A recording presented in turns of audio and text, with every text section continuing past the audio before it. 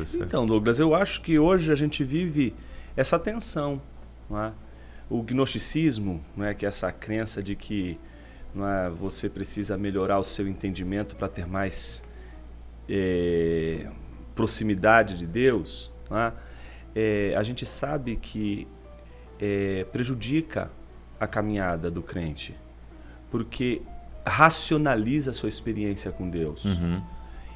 O problema é que a gente pode também ir para o outro lado, que é desracionalizar o evangelho, como se o evangelho não tivesse sentido, como se o evangelho não tivesse significado. Isso seria o quê? Um fideísmo? Uma espécie de fideísmo, um jeito de dizer as coisas da seguinte forma: eu não quero nem entender. Não é para quem entender? Eu creio porque, né, me falaram, me disseram, é um homem de Deus. Eu acho que não é bem assim. O fato de a gente criticar o racionalismo não significa que a gente deva tirar a razão da nossa experiência com Deus. É aí que essas duas coisas elas precisam estar unidas, não é? E inseparáveis na nossa experiência com Ele. Porque se Ele não quisesse que a gente entendesse o Evangelho, Ele não usaria palavras. Sim. O Logos muitas vezes não é traduzido por palavra, mas por razão mesmo. Ah, é? Então, por isso que em muitas traduções dos teólogos medievais, Logos tem o seu correspondente em ratio, que é razão em português, que você traduz como razão. Então a razão se fez carne. Em algumas interpretações isso seria até possível. Mas o entendimento de que o Logos, aquilo que a gente comunica, precisa ser entendido. Se eu começar a falar um monte de coisa que... Como uma vez eu fiz num seminário, né? Era uma turma nova, primeiro dia de aula.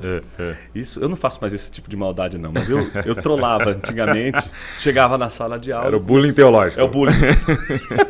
Aí eu chegava e começava. Então hoje nós vamos falar sobre os princípios ontológicos do ser para si diante da morte. E começava a falar um monte de coisa assim, do jeito que eu estou falando agora. Cara, eu olhava para um lado, o cara lá no fundo da sala. Que da hora isso, não sei o quê, fazendo aquela cara de espanto, né? E eu me segurando por dentro, porque nem eu estava entendendo o que eu estava falando. Exato, tinha nem sido a frase, né? E aí, gente, tudo bem, tá claro? Alguns com medo, né? Ficam quietos, dizem sim, o outro mete uma cara de conteúdo e diz assim: genial, professor. Eu falei, genial o quê, cara? Se você pedir para eu reproduzir isso que eu acabei de falar, eu não vou reproduzir. Por que você não foi capaz de dizer eu não sei? Não entendi. Sabe por quê? Porque você tem um opressor dentro de você que diz que se você não entendeu, é você o ignorante. Mas quem foi que disse que o ignorante não pode estar do outro lado da linha? Porque a gente acha que se a gente não entende alguma coisa, é porque o problema está no receptor da mensagem. Sou burro. Exato. Aí o cara, é melhor eu me passar por inteligente, quieto, do que eu vou dizer que eu não sei. Imagina, eu vou dizer que eu sou ignorante. Mas essa é o grande ensino para alguém que quer aprender alguma coisa de fato para a vida. De que as nossas maiores experiências de libertação não estão em outros lugares senão na ignorância. Mas não é a ignorância em si, mas é a consciência dela. É preciso ser consciente da ignorância. O tempo que você ficar fazendo de conta que não é ignorante sobre algo, é pior do que você... Não, eu sou ignorante sobre isso, eu quero aprender. Eu preciso aprender. Então, é essa coisa de tornar claro, de pensar, de esforço pela clareza. Isso é da linguagem. Veja, isso é racional.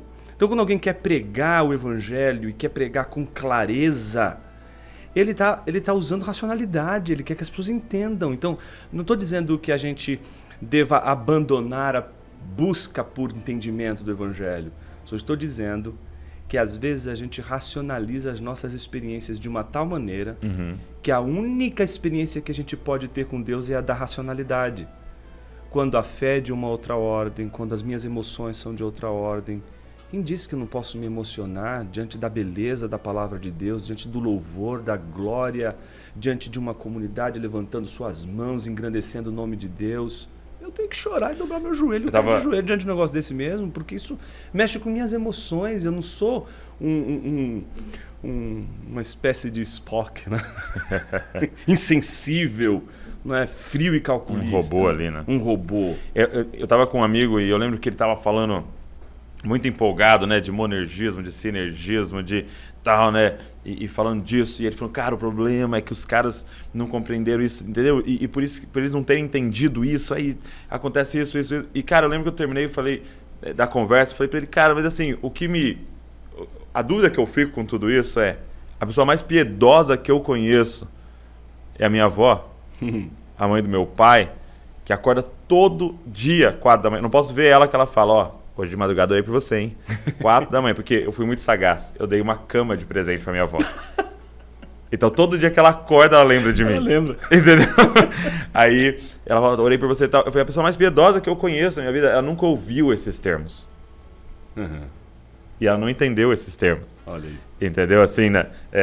Nessa, a questão da razão, como você está dizendo. Então, não tem como ser isso. Uhum. Né? É claro que na prática, provavelmente ela vive esses termos, mas ela não entendeu. Então, não E é na sobre prática, o entender. ela também pensa. Sim, sim. Claro. Ela claro. tem a sua maneira de pensar. Orar, Claro. para orar, você tem que pensar muito.